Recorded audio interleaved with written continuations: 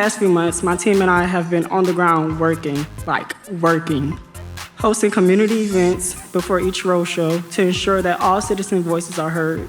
Despite the immense changes in public sentiment across the state, Louisiana representatives have remained relatively the same, and the voices of the people have not been heard. The maps you draw today are roads created to determining where I, my friends, and even my little sister will end up tomorrow.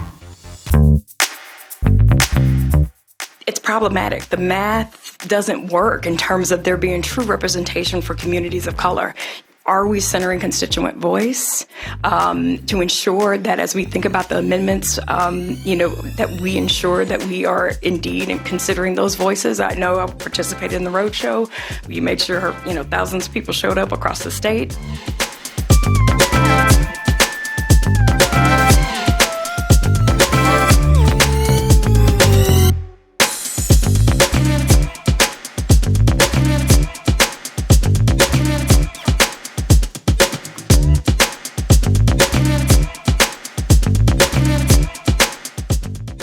Here to this week, it just feels really, really good.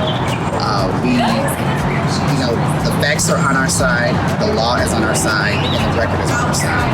It's time. We can't lose ground, and I think that if you look at the current map from 2011 and the map that was just enacted, it feels African American and other minority communities have less voice now than we did 10 years ago, and that's unacceptable. And so I am really hopeful that this comes out in our favor.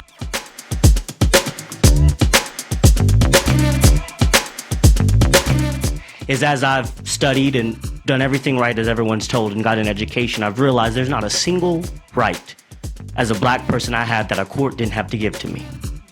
A court had to free me from being a slave. A court had to free me and said, oh, you can be separate but equal, and then had to undo that. A court had to grant fair housing. A court had to desegregate schools. And now a court is having to say you should be seen in redistricting because you are 1/3 of the population and you should be represented correctly. Immediately upon us being ordered to go in the legislature and draw a map, leadership said, we don't have enough time to draw a second map. So I immediately raised my hand. I said, we have enough time. Why? Because I have a map right here for you. But wouldn't you know that they both filed the exact same bill that was struck down by the court as being unconstitutional? The implications of this decision are so crucial to the future of this state. It is essential that the Supreme Court uphold and affirm the Voting Rights Act. No surrender, no retreat.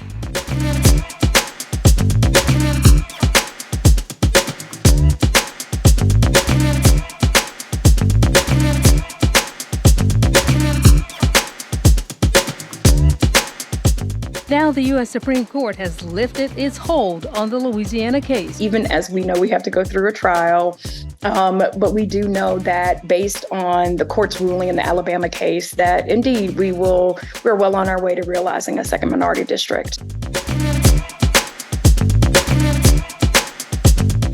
Thousands of folks that participated in the road shows, hundreds of people that participated in the redistricting session itself, showing up, putting in cards, testifying, before the legislature. And so today in court, we had a packed house.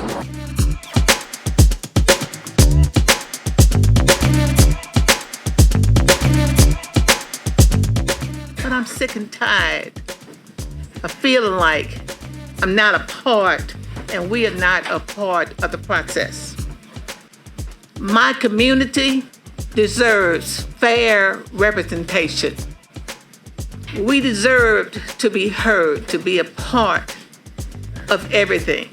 When you can't see that the numbers that is before you make all the sense there is. We shouldn't be going through this. There shouldn't have been a federal judge that has to make a decision, when those that we've elected can't make the decision for us.